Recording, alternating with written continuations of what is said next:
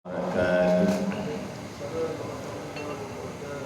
Alhamdulillah, alhamdulillahilladzi arsala rasulahu bil huda wa dinil haqq liyuzhirahu 'alad dini kullihi walau karihal kafirun walau karihal musyrikun. Nahmaduhu wa nasta'inuhu wa nastaghfiruh wa na'udzu billahi min syururi anfusina wa min sayyiati a'malina. May yahdihillahu fala mudilla lahu wa may yudlilhu falan tajida lahu waliyyan mursyida. Wa huwal qailu fi kitabihil aziz ba'da billahi minasy syaithanir rajim. Lan yanalallaha luhumuha wala dima'uha walakin yanaluhu taqwa minkum. Kadzalika sakhkharaha lakum litukabbirullaha 'ala ma hadakum wa basyiril muhsinin. Asyhadu an la ilaha illallah wahdahu la syarika lah wa asyhadu anna Muhammadan 'abduhu wa rasuluh alladzi ballagha ar-risalah wa addal amanah wa nasaha al-ummah. Qala rabbi shrah li sadri wa yassir li amri wahlul 'uqdatam min lisani yafqahu qawli, amma ba'd. Yang khusus saudara pengacara majlis, Ismati Tuan Pengurusi Masjid Taman Kasih Peluang sedari tuan kuasanya, Ismati Tuan Imam, Tuan Ketua Kampung, penggerak masjid dan juga surau, seterusnya muslimin muslimat yang dirahmati Allah Subhanahu wa taala sekalian. Alhamdulillah, pertamanya kita sama-sama manjatkan kesyukuran kita kepada Allah Subhanahu wa taala dengan nikmat umur kesihatan yang Allah Subhanahu wa taala kurniakan kepada kita.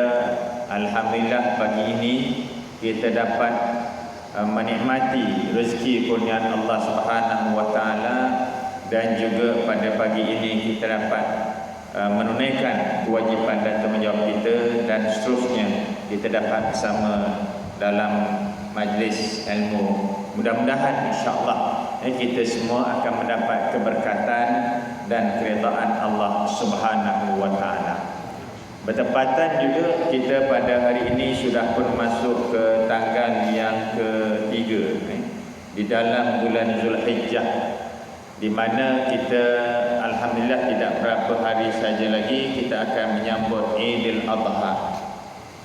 Dan insya-Allah kita akan melaksanakan beberapa ibadah yang dituntut ataupun disunatkan untuk kita laksanakan pada bulan Zulhijjah ini. Kerana bulan ini merupakan bulan yang agak istimewa. Kita ni berada di hujung tahun, tuan-tuan dan puan-puan. Sedar tak sedar kita akan melangkah lebih kurang sebulan ke tahun yang baru. Dan bulan Zulhijjah ini sebagaimana yang saya sebutkan tadi mempunyai keistimewaannya yang tersendiri. Bulan ini yang mempunyai beberapa hari yang ada nama dia. Bermula pada 8 Zulhijjah yang akan datang, itu dikenali sebagai Yaumut Tarwiyah. Bagi mereka yang mengerjakan ibadah haji, lazimnya pada 8 Zulhijjah itu mereka akan membuat persiapan, melihat-lihat bekalan yang akan dibawa bagi melaksanakan ibadah wukuf yang merupakan kemuncak ibadah haji mereka. Cuma pada tahun ini kita tak pergi, kerana kekangan yang ada.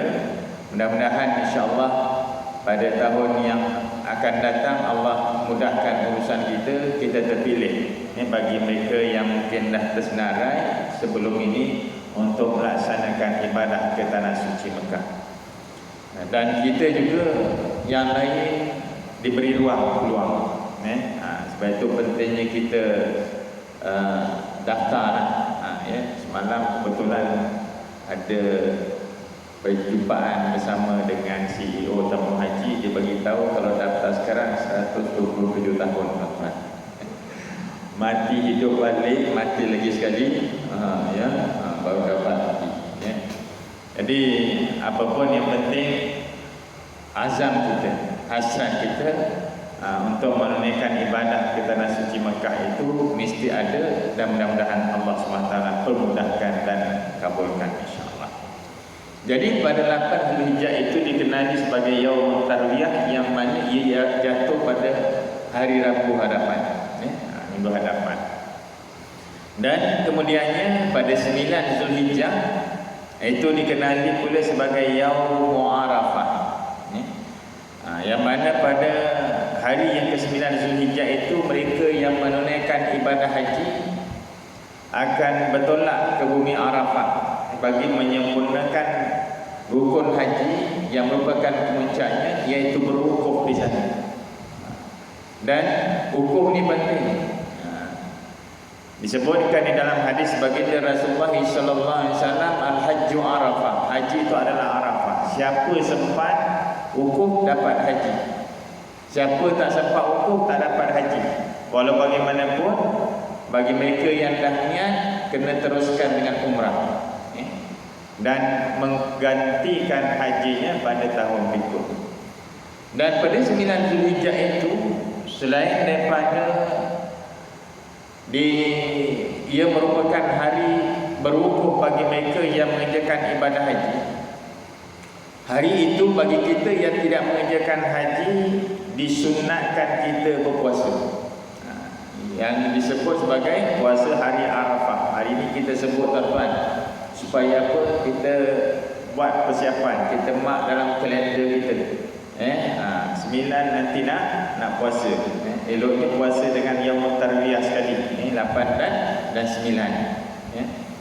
Kerana 9 Zulhijjah itu merupakan hari yang dituntut juga kita berpuasa. Kemudian pada hari itu juga merupakan hari mustajabnya doa. Khususnya bagi mereka yang berada di Arafah, mereka akan memperbanyakkan doa mereka di sana. Di saat mereka berwukuf itu, bermula daripada gelincirnya matahari masuk waktu zuhur, maka mereka akan memperbanyakkan doa mereka di sana. Dan pada hari Arafah itu juga bermulanya takbir, iaitu yang dipanggil sebagai takbir muqayyad. Takbir muqayyad. Takbir ini ada dua, tuan-tuan. Takbir itu ada dua. Pertama yang dipanggil sebagai takbir mursal, yang kedua yang dipanggil sebagai takbir muqayyad. Di mana Allah Subhanahu wa taala telah berfirman di dalam surah Al-Baqarah ayat yang ke-185, walitukmilul iddata walitukabbirullaha ala ma hadakum wa la'allakum tashkurun.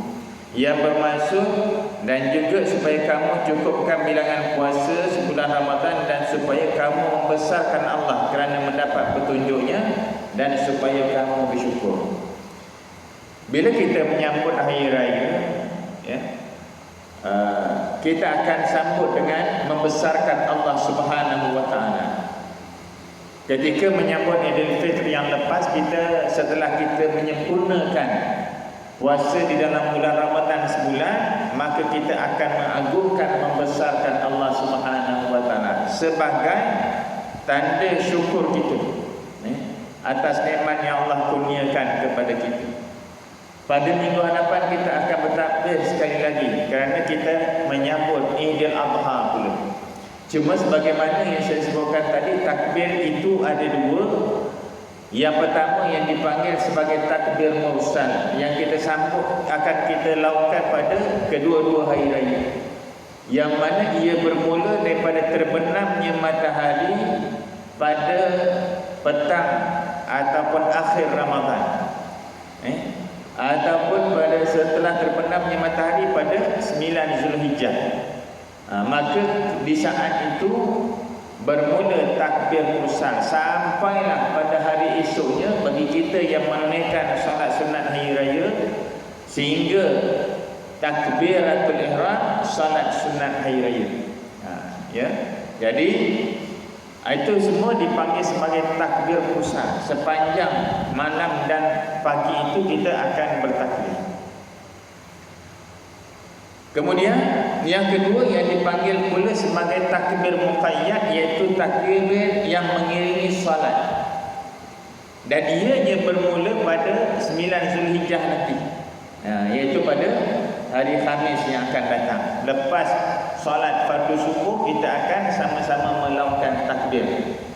Tapi jangan terperanjat tuan-tuan. Lepas itu ada setengah tempat mungkin baru nak mula, ya. Ada setengah tempat dah lama je mula, ya. Jadi lepas sembahyang subuh, bila Pak Imam takbir, maknanya itu adalah takbir muqayyad, rayanya besok. Bimbang juga, ada yang dah siap-siap pakai baju nak kerja, balik semula, dia tukar baju Melayu nak pergi sembahyang raya belum. Itu esoknya. Jadi 9 Zulhijjah bermula lepas solat fardu subuh. Berterusan setiap kali lepas kita solat, kita akan bertakbir lagi sampailah hari yang terakhir, iaitu pada 13 Zulhijjah. Selepas solat fardu asar, maka itu adalah takbir muqayyad yang terakhir yang kita laksanakan. Maknanya kita akan bertakbir kalau ikut waktu yang sebenar selama 5 hari, iaitu pada 9, pada 10, 11, 12 dan 13 Zulhijjah. Jadi setiap kali lepas solat, tak kiralah lepas solat fardu ke lepas solat sunat, maka kita boleh takbir. Cuma biasanya kita buat lepas sembahyang fardu je. Lepas sembahyang sunat kita tak buat. Tetapi sunnahnya mengiringi sembahyang, tak kira fardu ataupun sunat. Maknanya pagi itu mungkin lepas subuh kita takbir, masuk waktu duha kita solat duha, kita takbir lagi. Tapi kita takbir sendirilah. Kalau lepas subuh kita takbir secara berjamaah. Nanti lepas sembahyang zuhur takbir lagi, asar takbir lagi. Jadi kalau kita tidak laksanakan pada 9 Zulhijjah, makanya kita akan tinggal 3 waktu. Pasal banyak tempat dia mula bila? Lepas maghrib. Betul? Lepas sembahyang solat fardu maghrib barulah dia takbir muqayyad. Jadi mudah-mudahan insya-Allah kita bersedia pada tahun ini pada 9 Zulhijjah untuk mulakan takbir muqayyad nanti. InsyaAllah sebagaimana biasa kita akan keluarkan surahlah makluman kepada imam berjatah puasa ingatkan. Tapi ada surat yang sampai tak sampai buat je mak. Tak payah tunggu pilih, memang itu waktu dia. Dan oleh kerana lepas solat kita bertakbir baik fardu atau sunat, begitu juga lepas kita solat sunat hari raya juga boleh kita bertakbir. Tapi kebanyakannya imam dia terus naik khutbah, kan? Jadi itu bezanya kalau kita nyambut Idul Fitr dengan Idul Adha. Idul Fitr lepas sembahyang raya khutbah terus, ada takbir dah. Tapi Idul Adha ini ada takbir muqayyadnya dan barulah kita mendengar khutbah hari raya. Itu pada 9 Zulhijjah. Kemudian pada 10 Zulhijjah ini pula digelarkan atau dipanggil sebagai Idul Adha, Hari Raya Adha. Ini merupakan kurniaan Allah Subhanahu wa taala ke atas kita umat Nabi Muhammad sallallahu alaihi wasallam. Setelah baginda Rasulullah berhijrah ke Madinah, maka Rasulullah sallallahu alaihi wasallam melihat penduduk-penduduk Madinah menyambut perayaan 2 hari. Maka Rasulullah sallallahu alaihi wasallam bertanya kepada mereka, apakah perayaan yang kamu sambut itu? Maka mereka jawab, inilah perayaan kami zaman jahiliyah dahulu. Mereka ada hari raya juga.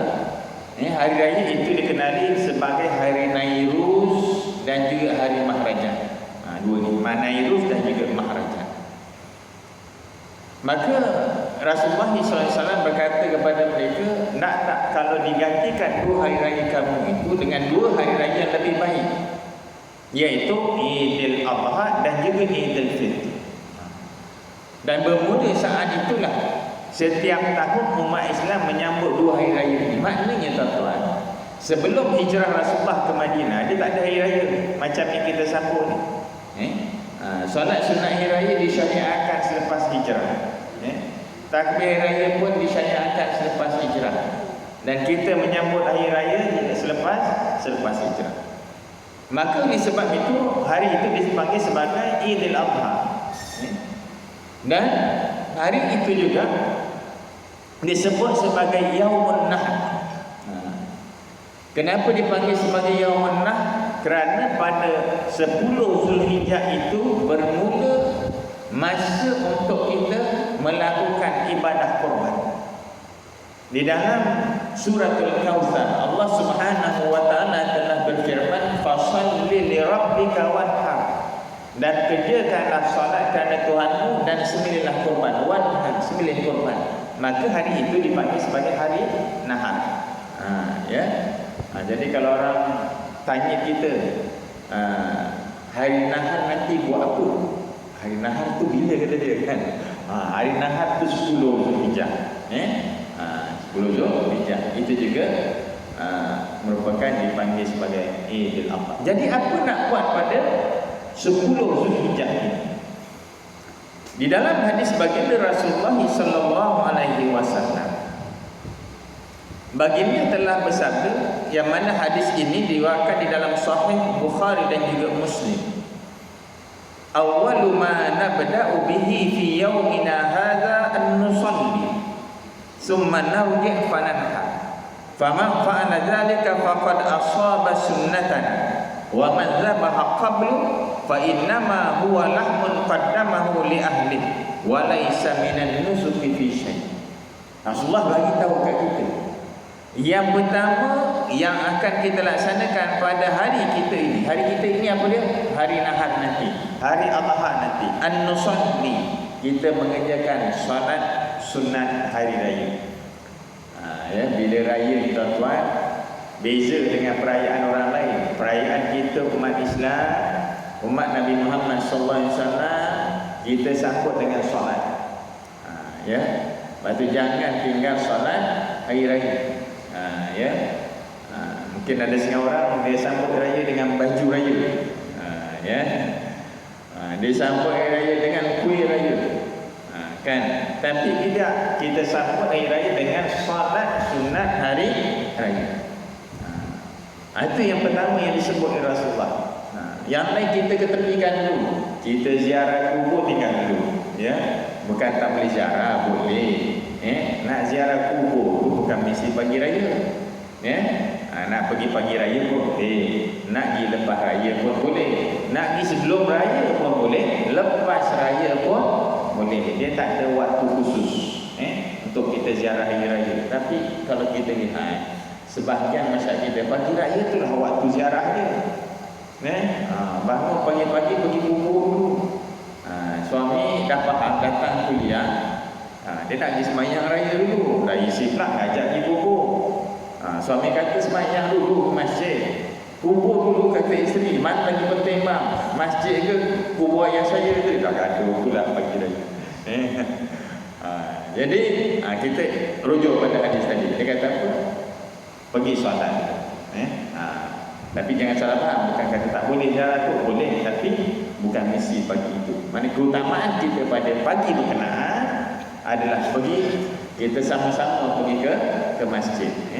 Kalau ikut sunnahnya tuan-tuan, solat hari raya ini mungkin kalau kita tak cerita dalam suasana hari ini, disunnahkan yang lelaki pergi, yang perempuan pergi, kanak-kanak pergi, dewasa pergi.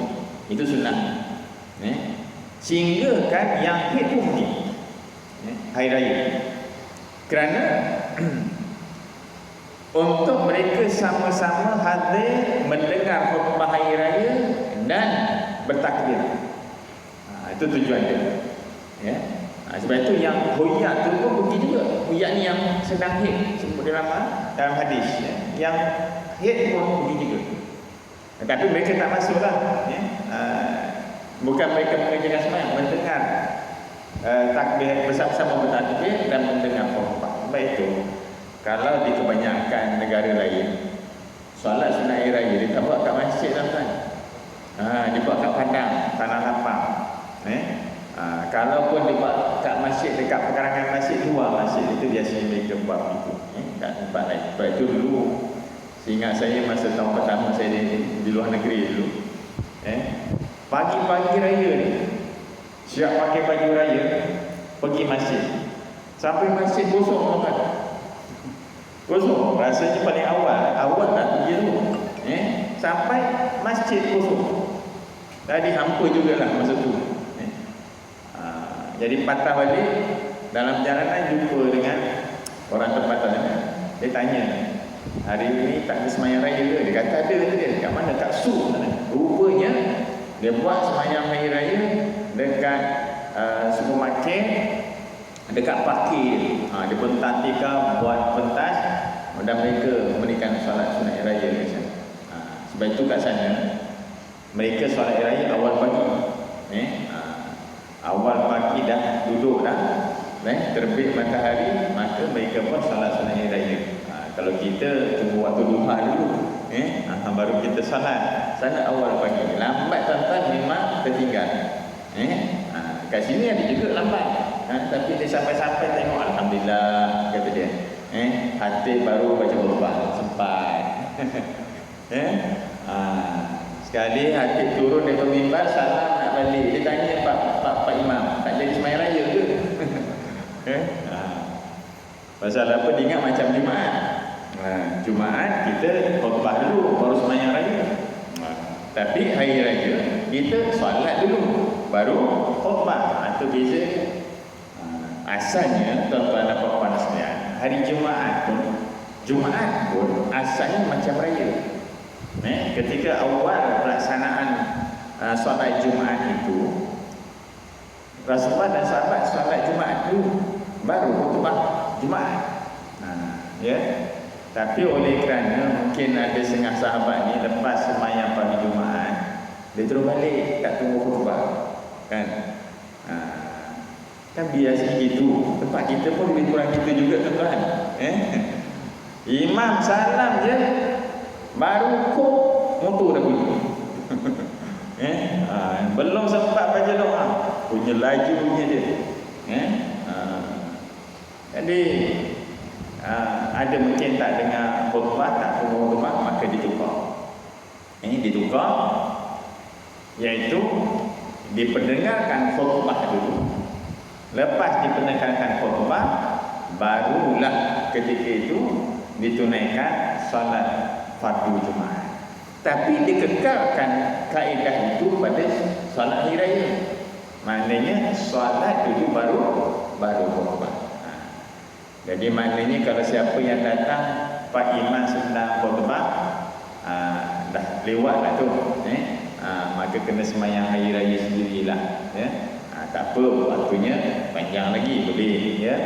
Jangan tak semayang terus, walaupun dah lewat. Ini semayang, mungkin secara berjamaah bersama mereka yang sama-sama lewat, ataupun dikerjakan secara bersendirian. Kerana solat raya boleh berjamaah, boleh bersendirian. Tuan-tuan perempuan yang dirahmati Allah SWT sekalian. Jadi sebab itu mendirikan salat sunat hari raya ni, tempat yang saya sebutkan tadi, di luar masjid, di tanah lapang. Cuma dalam konteks masa kita saat ini, kalau masjid muat untuk dikerjakan salat sunat hari raya, buat kat masjid. Tapi kalau masjid tak muat, kaedahnya buat dekat dewan ke tanah lapang. Gitu. Sebab itu tak ada alasan lah. Kalau mana-mana jawatankuasa masjid, dia buat permohonan nak besarkan masjid. Kenapa nak besarkan? Semayang raya tak muat, tuan kata dia. Jumaat separuh je. Tapi kalau raya memang tak muat, melimpah sampai tak muat, jadi kena besarkan masjid. Itu tak boleh pakai dah. Jadi dia ada pendekatan yang lain. Kalau subuh Jumaatnya melimpah, tak apa, boleh kita besarkan.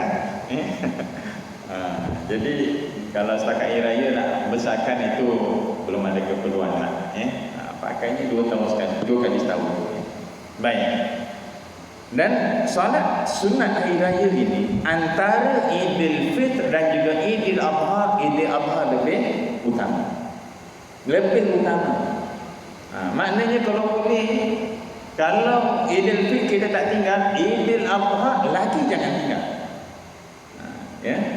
Lagi kita berusaha untuk melaksanakan, kerana Idul Adha, solat sunat Idul Adha lebih utama daripada Idul Fitr. Ya, cuma di kalangan masyarakat kita biasanya mengutamakan Idul Fitr.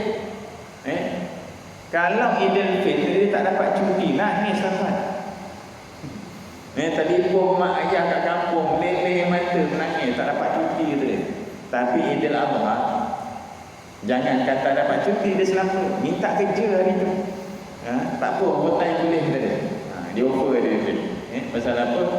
Kalau overtime cuti umur, bukannya dapat apa, dia triple betul. Jadi jangan kita tinggalkan. Dan sebelum boleh kita tunaikan solat sunat Idul Adha. Jadi kita fahamkan pasal apa kalau kita lihat kehadiran Idul Adha dengan Idul Fitr biasa kurang sikit Idul Adha banding Idul Fitr. Mudah-mudahan insya-Allah tahun ini dia paling tidak samalah. Cuma oleh kerana kita ada penjarakan, mungkin ada sikit kangan, ke apalah, maknanya siapa yang hadir dulu dia dah dapat dulu. Jadi awal-awal tak kita datang. Lagipun solat sunat Idul Adha afdalnya kita buat awal. Ya, kita awalkan. Kalau biasa Idul Fitr mungkin pukul 9, Idul Adha paling tidak mungkin 8.45. Kalau Idul Fitr 8.45, Idul Adha mungkin 8.30. Kalau Idul Fitr 8.30, mungkin Idul Adha 8 suku. Cuma sini biasanya semana lagi 8. Idul Fitr 8 juga, 8.30. Okeylah. Kalau dah biasa buat gitu, okey. Jangan pula dah biasa Idul Fitr pukul 8, kita nak awalkan Idul Adha 7.30, takut macam tadi dia sampai Pak Imam dah khutbah. Ya. Jadi kena maklumkan dululah supaya maknanya tidak ada yang tertinggal insya-Allah. Ya. Kerana memang ada keutamaan kelebihan pada hari Jumaat dengan kita mengerjakan solat sunat hari raya itu. Kemudian kata Rasulullah sallallahu alaihi wasallam, lepas sembahyang apalah nak buat? Summa narji' fadanahar. Barulah kita kembali lalu menyembelih korban. Baru kita kembali untuk menyembelih korban. Fadanahar sebab itu dipanggil sebagai yaumun nahar. Antara sebab kenapa Idul Adha diawalkan banding Idul Fitr, supaya memberi ruang masa yang panjang bagi mereka yang nak melaksanakan ibadah kurban, menyempurnakan sembelihannya pada hari berkenaan. Sebab itu diawalkan solat tadi. Jadi mudah-mudahan kita ada masa yang panjang. Betulan pula tahun ini hari raya kita jatuh pada hari Jumaat. Nak siap-siap lagi nanti tengah hari nak pergi solat Jumaat lagi. Jangan pula tak solat Jumaat. Maknanya solat hari raya kita hadir, solat Jumaat pun kita hadir. Walaupun ada pendapat yang kata maknanya dia jadi sunat, tapi yang muktamadnya solat Jumaat pun maknanya mesti kita laksanakan, mesti kita tunaikan. Jadi pada pagi itu kita akan mula menyembelih kurban setelah kita menunaikan solat sunat hari raya. Maka siapa yang melakukan seperti itu, kata Rasulullah sallallahu alaihi wasallam, maka mereka akan memperolehi sunnah kami. Dia yang memperoleh sunnah kami. Faqad asaba sunnatana. Tapi siapa yang sembelih sebelum itu, wa man dzabaha qablu fa inna ma huwa lahmun qaddamahu li ahli. Maka jadilah daging itu, korban sembelihan itu sebagai daging yang didahulukan untuk makanan isi rumahnya saja. Walaysa minan nusuki fi syai', dan tidak termasuk sedikit pun sebagai ibadah. Jadi kurban ni tuan-tuan, dia ada waktu dia. Ada waktu dia. Ibadah ni ada waktu. Macam solat ada waktu. waktu masuknya, waktu akhirnya. Puasa ada waktu mulanya, waktu sudahnya. Ya, kurban pun ada waktu mula, ada waktu akhirnya. Bila waktu mula untuk ibadah kurban? Setelah terbit matahari 10 Zulhijjah. Itu paling awal. Ya. Paling akhir sebelum terbenam matahari 13 Zulhijjah ada waktu. Mungkin juga ada juga yang nak buat akikah pula, pun ada waktu. Akikah bila masuk waktu dia. Padahal akikah ni kan kita buat sempurna kelahiran, bila masuk waktu dia. Setelah sempurna keluarnya anak. Maknanya dah komplit keluar semua sekali, kepala sampai ke kaki dah keluar, itu masuk waktu dia. Jangan kita temankan isteri dekat buat persalin, punya semangat nak buat akikah, tengok kepala dah keluar tadi pun tak sembelih. Dah kepala dah keluar, boleh sembelih tadi. Belum tuan-tuan. Belum masuk waktu. Dah keluar habis semua, baru masuk waktu. Itu paling awal. Afdalnya pada hari yang ketujuh sebagaimana disebut dalam hadis. Jadi kurban kita nanti pun ada waktu dia. Paling awal selepas terbit matahari. Afdalnya lepas sembahyang sunat hari raya. Jangan semangat sangat. Orang pergi nak sembahyang raya, dia pergi ke tempat sembelih. Jadi dia tinggal sembahyang hari raya. Pasal apa nak sembelih sembahyang raya dulu. Cuma mungkin tahun ini SOP-nya ada ketat sikit. Ada beberapa masjid mohon dan kita buat lawatan kemarin dan semalam untuk melihat sama ada sesuai itu diberi kebenaran atau tidak. Mana yang sesuai itu diberi gilah, insyaAllah. Mungkin tak ada kemudahannya, mungkin sembelih di tempat sembelih. Sembelih di tempat sembelih, kena ingatkan tukang sembelih dulu. Pastikan dah terbit matahari baru sembelih. Jangan kita desak sangat. Saya tahu kata pengurusi, lepas sembahyang raya dah sampai lagi. Kalau tak boleh sampai lepas sembahyang, tak jadi. Bimbangnya tukang sembelih belum masuk waktu dia sembelih. Pasal ada juga yang nanya kat saya, boleh tak Tuan kata dia, saya nak sembelih malam ni, takut siang ni pagi tak sempat. Ada yang bertanya. Saya kata boleh, tapi bukan malam raya pertama. Kalau malam raya pertama tak boleh. Sembelih malam raya kedua bolehlah. Pasal apa, dah masuk waktu. Maknanya dia sembelih belum subuh raya pertama, dia sembelih kan tak jadi kurban. Pasal waktunya masuk lepas terbit. Baik tu kalau tuan-tuan toki lembu hantar betul-betul lepas sembahyang raya, cek balik. Dia sembelih bila dia dah siap potong empat hantar kat kita, dah buang kulit, pukul 9.30 sampai. Tengok betul-betul. Pukul berapa sebenarnya dia sembelih, takut tak jadi korban. Datang pula daripada Batu Pahat sana. Kalau keluar boleh percaya lagi katnya. Batu Pahat. Contohlah, contoh. Jadi pastikan masuk waktu. Jadi kalau nak sembelih hari kedua malam boleh. Walaupun ulama dulu kata makruh sembelih malam. Apa alasannya makruh? Elaknya dia satu hukum tu, dia ada sebab, ada elak. Kenapa dia haram? Ada elak dia. Kenapa dia makruh? Ada elak dia. Ada sebab dia. Kenapa haram? Pasal dia memabukkan. Jadi mana-mana benda yang memabukkan jadi ikut haram lah. Sebagaimana haramnya arak itu. Jadi mana yang sama dia punya elak dia, sama lah dia punya hukum. Itu kaedah kias. Jadi ulama kata kalau sembelih malam ni makruh. Kenapa makruh? Elaknya menyukakan fakir miskin nak datang ambil daging. Pasal daging kurban akan kita agih. Agih 3 bahagian. 3 pecahan. Pecahan pertama agih dalam bentuk sedekah. Pecahan yang kedua agih dalam bentuk hadiah. Yang ketiga untuk barakah, lil barakah. Ini 3. Sedekahnya untuk siapa? Untuk fakir miskin, untuk mereka yang memerlukan, itu dipanggil sedekah. Hadiah pula untuk siapa? Untuk sahabat kita, jiran tetangga kita, saudara mara kita yang bukan di kalangan fakir miskin. Mereka ada kemampuan untuk membeli daging, mereka pun berada kaya. Kalau kita tak bagi pun dia tak kisah, dia mampu nak beli. Kalau miskin ni memang dia mengharap, itu sedekah. Yang mereka yang mampu kita bagi, itu namanya hadiah.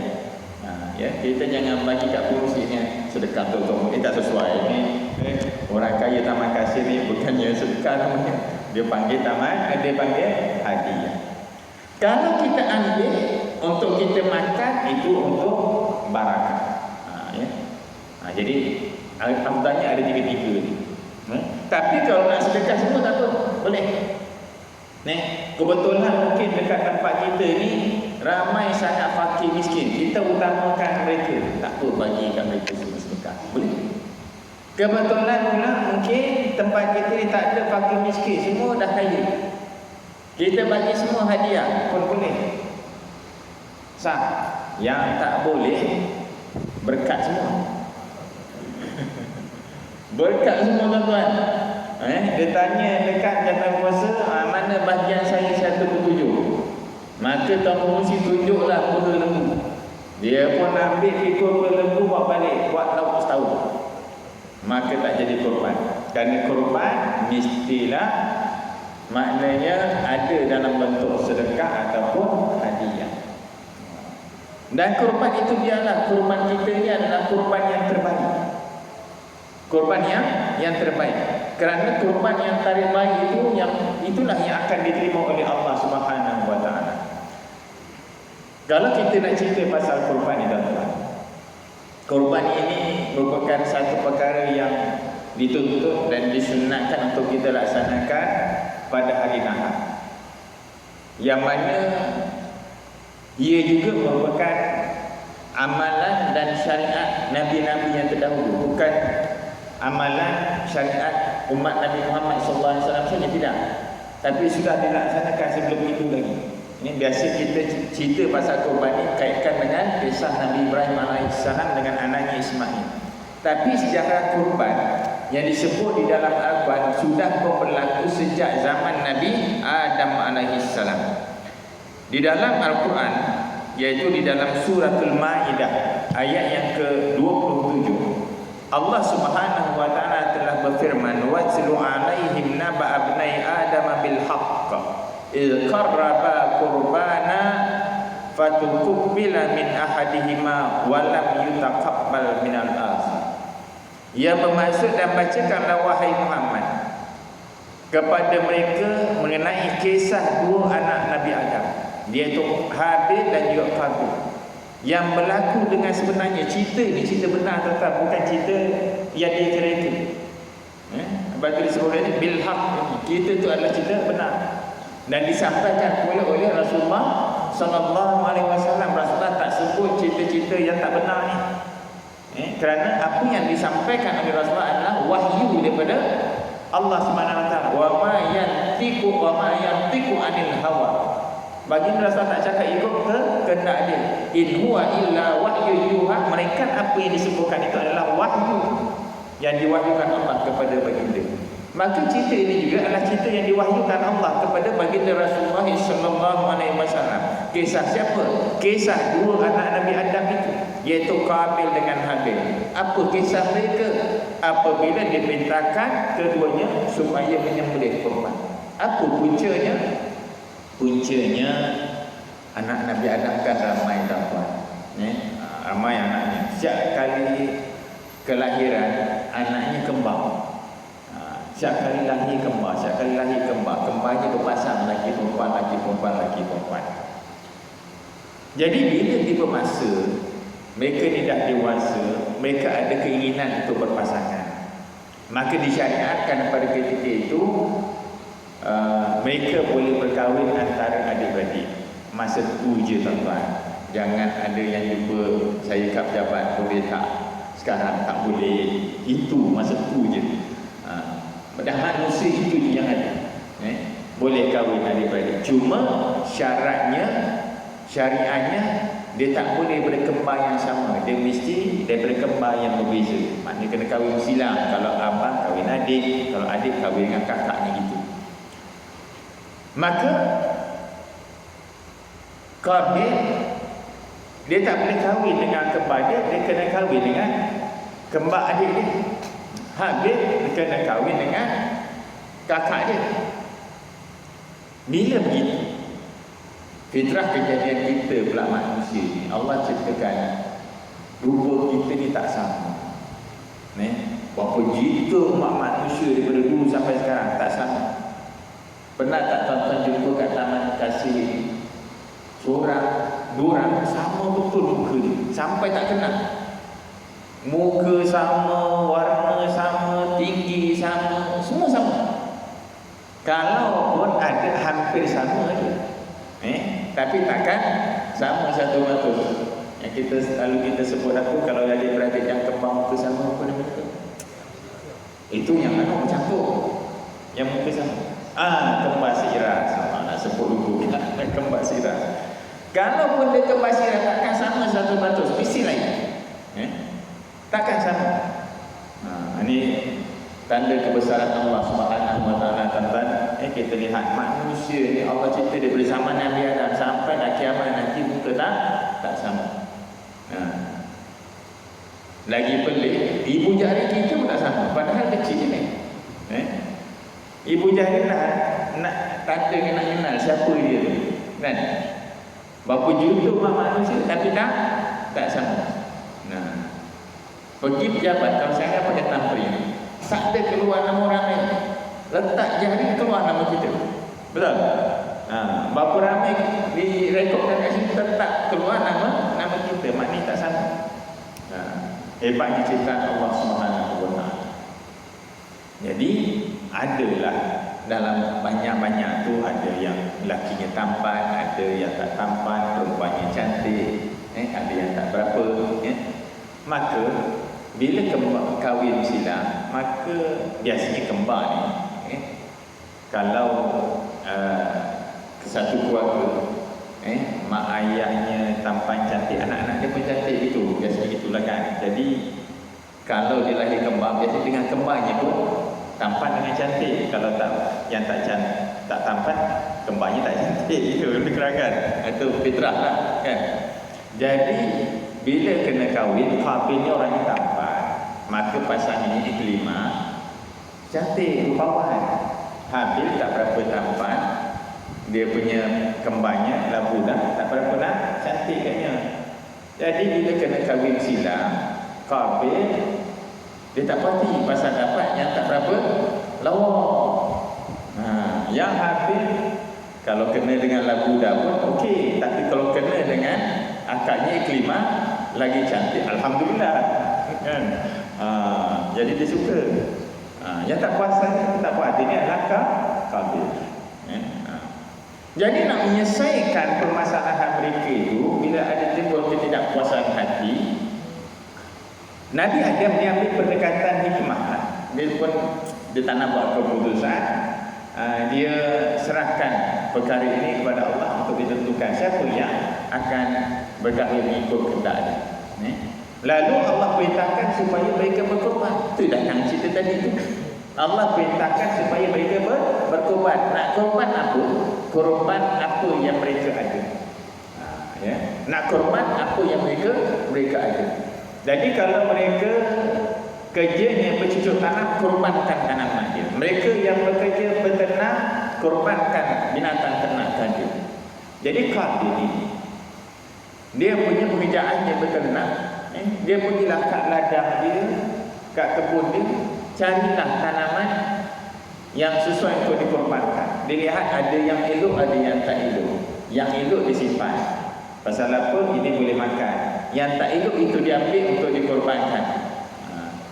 Beza pula dengan Habil, dia berternak. Dia pergi dekat ladang dia tengok binatang-binatang yang dia ada. Dia cari mana yang paling gemuk, yang paling sihat. Maka itu yang diambil untuk dia korbankan. dua sifat yang membezakan, iaitu seorang yang ada sifat berkira, dia ada sifat fikir dalam dia nak memberi. Seorang lagi dia ada sifat pemurah, ya, dalam dia nak memberi. Jadi ini pengajaran tuan-tuan. Kalau kita nak korban, jangan cari masjid yang harga bahagiannya paling murah. Ya. Dia sepik. Satu peluang dia sepik. Berapa harga? Ada mungkin 600 lebih, ada 700, ada 800 lebih, mungkin ada sampai 1000. Ya. Kalau ikut pendekatan Habil, dia ambil yang 1000. Kalau ikut pendekatan Qabil, dia ambil yang mana? 600. Ya. Cuba lihat apa beza dua korban ini. Bila masing-masing persembahkan korbannya diterima salah satu, yang mana yang diterima? Korban Habil yang sihat, yang gemuk itu. Maka itu juga tuan-tuan, bila kita berkorban nanti, kalau kita persembahkan yang terbaik, itulah yang paling hampir akan diterima oleh Allah Subhanahu wa taala. Jadi patutnya kita berebut cari korban yang paling mahal. Ya. Kalau ada yang 1000, pergi yang tempat 1000. Dah penuh dah, kata pengurusi dah penuh. Kita pun tak banyak lembu besar ni. Dah penuh kata dia. Baru turun sikit, pergi yang 900.5. Pun dah penuh, baru turun pergi yang mungkin 900. Penuh juga. Last sekali baru pergi yang 600 lebih. Itu memang kurus kering itu. Agaknya lah. Tapi setengah tempat, bukan sini, tempat lain. Tapi sini pun kadang-kadang ada juga. Kadang-kadang dia pergi yang bawah dulu. Dia cari yang paling murah dulu. Tak ada, dah penuh, baru yang mahal sikit. Tak ada, dah penuh, baru naik lagi. Jadi agaknya mungkin kita boleh tanya kat dia, kau ni nak korban, nak cara Qabil ke nak cara Habil? Jadi siapa nak korban Habil, pergi yang besar, yang mahal. Siapa nak korban Qabil, pergilah cari yang murah. Tapi kalau korban Qabil tu tak diterima, yang diterima adalah korban Habil. Jadi senang cakap itulah tuan-tuan. Ni pasal apa? Allah cerita benda ni dalam Quran. Rasulullah sampaikan kat kita, bukan setakat cerita, supaya kita ambil iktibar, ambil pengajaran dalam kita menjalankan kewajipan kita sebagai hamba Allah SWT. Jadi mudah-mudahan insya-Allah pada tahun ini korban kita juga merupakan korban yang diterima insya-Allah. Korban kita adalah korban yang terbaik yang dapat kita persembahkan. Kerana itulah merupakan amalan yang utama yang disebutkan di dalam hadis Rasulullah SAW untuk kita laksanakan pada hari nahar nanti. Di dalam hadis baginda Rasulullah diriwayatkan daripada Sayyidatina Aisyah radhiyallahu anha menyebutkan, man amila adamiyyun min amalin yawman nahri ahabba ila Allah min ihraqid dam, innaha la ta'ti yawmal qiyamati bi quruniha wa ash'ariha wa aghlafiha wa anna ad-dama la yaqa'u min Allah bi makanin qabla an yaqa' min al-ard fatayyibu biha nafsa. Ia bermaksud tiada satu amalan pun yang dapat ditunjukkan oleh manusia pada hari raya Idul Adha yang lebih istimewa, pada hari nahar yang lebih istimewa dan sangat disenangi Allah selain daripada menyembelih korban. Sesungguhnya korban itu bakal datang pada hari kiamat kelak lengkap dengan tanduk kuku dan bulunya. Darah korban itu sebelum ia jatuh ke bumi telah lebih dahulu jatuh di tempat yang mulia yang diridai Allah. Oleh itu dah akan berkorban dengan hati yang mulia. Jadi hebatnya ibadat korban ini tuan-tuan yang akan kita laksanakan pada minggu hadapan. Pahalanya begitu cepat, pahalanya begitu pantas sampai kepada kita. Jadi oleh itu ini merupakan amalan yang istimewa. Dan tuan-tuan puan-puan yang dirahmati Allah sekalian, seterusnya pada hari yang ke-11, 12, 13 Zulhijjah itu boleh dikenali sebagai ayyam tasyrik, hari-hari tasyrik. Hari-hari tasyrik ini juga adalah hari yang boleh kita berkorban. boleh kita menyembelih lagi. Paling lewat pada 13. Buatnya lembu lepas. Kalau sempat jumpa sebelum maghrib 13 tu, sah lagi kita kurban. Jumpa lepas asar. Dah semayang asar dia muncul tuan-tuan. Saja dia nak uji kita. 10 dia lepas, 11 cari tak jumpa, 12 cari tak jumpa, 13 cari tak jumpa, lepas asal dia muncul. Dia kata waktu dah nak habis boleh keluar tu. Dia datang betul-betul lepas mayat asar. Kita tengok ada waktu lagi, cepat tangkap, barikan. Begitu bergelut dengan lembu tadi, nak barikan dia. Pukul 7 baru dapat baring. Tinggal 15 minit nak maghrib. Pisau pula tertinggal. Pak Imam baru cari pisau. 10 minit cari pisau. Tinggal 5 minit nak masuk maghrib. Sampai pisau Pak Imam semua bismillahirrahmanirrahim, Allahu akbar. Azan maghrib. Sah tak kurban dia? Sah. Kenapa? Sempat sembelih dalam waktu dia. Soal lapar lagi tak salah. Itu lepas maghrib pun boleh. Tapi yang penting sembelih dia mesti dalam waktu berkenaan. Tapi kalau nazar tuan-tuan dia lain. Kalau tuan-tuan bernazar nak menyembelih kurban, walaupun dah masuk maghrib baru lembu tu muncul balik, tetap kena sembelih. Pasal apa? Nazar dia wajib dilaksanakan. Kalau sunat maka mesti di dalam waktu ni tadi. Dan antara yang sering dipersoalkan juga yang diajukan kepada jawatan kuasa, kurban untuk orang yang dah meninggal kan. Selalu orang apa ni tanya, mana untuk yang meninggal? Kurbannya adalah untuk orang yang hidup, bukan untuk orang yang dah mati. Dalam konteks mazhab Syafi'i adalah untuk yang hidup. Boleh tak buat untuk orang yang dah meninggal? Boleh, tapi ada syarat. Syaratnya apa? Ada wasiat. Baik, itu kalau ada yang datang dijumpa dengan Pak Imam, "Mam, saya nak korban untuk ayah saya yang dah meninggal," kata dia. Boleh tak? Tanya dulu. Ya, jangan kita fikir pasal nak penukar kotak. Masuklah. Ada memang hukum tinggal satu ni. Kalau tak masuk ni silat-silat tak jadi kan dia. Jadi tanya dulu. Yang satu ni ada kosong. Tapi nak korban untuk ayahnya ada tak wasiat? Kalau dia kata ada, kita terima. Tapi kalau dia kata tak ada, cuma saya nak buatlah untuk dia, inilah nasihatkan dia, korban untuk dia, pahalanya sedekahkan untuk orang tuanya yang nak nikah. Aku boleh, tak boleh. Macam selalu bila kita dijemput kenduri arwah, tahlil arwah kan, yang baca siapa? Pak Imam, yang baca Pak Bilal, jamaah masjid kan.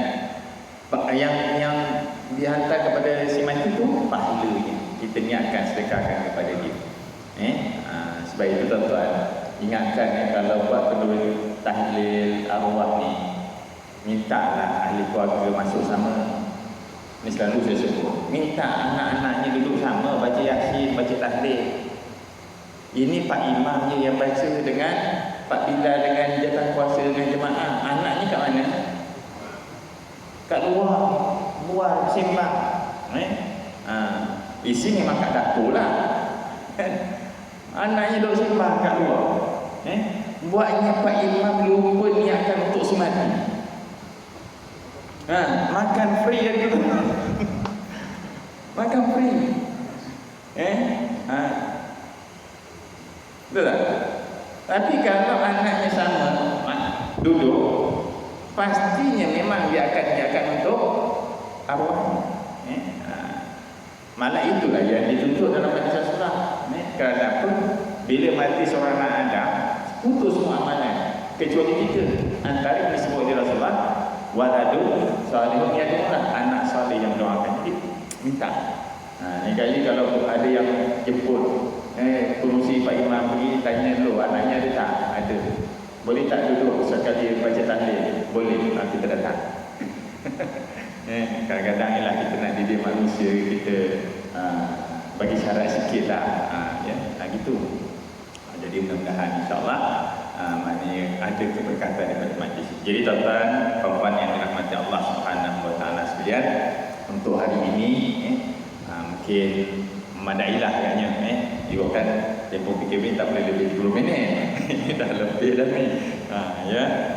Tapi apapun apa ni akan selalu kan, insyaAllah. Tapi itu patut jadi alasan. Tapi apapun mudah-mudahan ada manfaat, ada keberkatan daripada kehidupan kita pada hari ini. Lebih lagi dalam saat kita nak menyambut Idul Adha, dalam saat kita nak melaksanakan ibadah kurban kita yang akan menjelang tidak berapa hari saja lagi. Mudah-mudahan insyaAllah ada sedikit bekalan kita dalam nak melaksanakan ibadah tersebut. Mudah-mudahan inilah yang disebut di dalam ayat yang saya bacakan awal tadi, iaitu amalan yang dilaksanakan penuh ketakwaan. Kerana yang sampai kepada Allah itu bukan kurban kita, tapi yang sampai kepada Allah ialah takwa kita dalam melaksanakan perintahnya, dalam melaksanakan suruhannya. Mudah-mudahan insyaAllah ada manfaat, ada keberkatan. Mohon maaf syekh yang selapan tanya kata sehingga baik datang daripada Allah dan kurang daripada kemana saya. Auzubillahi minasyaitanir rajim. Bismillahirrahmanirrahim. Allahumma innaka ta'lamu anna hadhihi quluba qad istamasa ala mahabbatik wal tasara ta'atik wa tawasana da'watik ta'adasana nusrati syariatik wa zikillah wa rabidataha wa dimuddaha wa bihasbulaha wa amlaha binika alladhi la yahbu wa syasuduraha biqadil imani bik wa jamil tawakkul alayka wa ahliha bi ma'rifatik wa mitha ala syahadati fi sabilik innaka ni'mal maula wa ni'man nasir.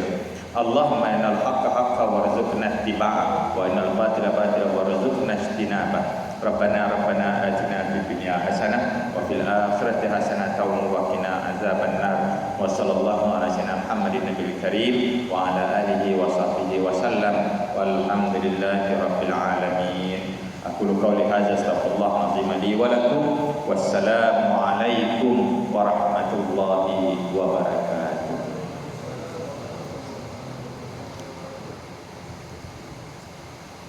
Alhamdulillah. Bersarang lelah di pohon palas, burung gelicap di pohon selasi. Pengetahuan bertambah, penerangan jelas, majlis mengucapkan ribuan terima kasih. Demikian ceramah yang telah disampaikan oleh Yang Mulia Asyik Tuan Haji Muhammad Fauzi bin Haji Bacu, Tuan Qadhi di Al-Quran. Semoga apa yang telah disampaikan kita panjangkan, kita sebarkan dan kita amalkan untuk menambahkan dan mempertingkatkan lagi keimanan dan ketakwaan kita kepada Allah Subhanahu Wa Taala, untuk kita bersama-sama mencapai keredaan, kejayaan dan kebahagiaan di dunia dan di akhirat. Pohon selasi di dalam kolam anak hawan berenang-renang. Terima kasih kami ucapkan, budi Tuhan menjadi kenangan. Maka dengan ini berakhirlah majlis perjumpaan yang diadakan pada pagi yang mulia ini. Semoga majlis yang diadakan ini mudah-mudahan mendapat kehormatan dan keberkatan daripada Allah Subhanahu Wa Taala. Muslimin dan muslimat, sebelum balik dipersilakan untuk mengambil bungkusan makanan yang telah disediakan di pintu masjid untuk dibawa pulang. Di atas dahan burung termuar melihat rusa tepi perigi. Salam perpisahan untuk semua, di lain masa bersua lagi. Mari bersama makan sirih. Sekian, terima kasih. Wabillahi taufiq wal hidayah. Wassalamualaikum warahmatullahi wabarakatuh.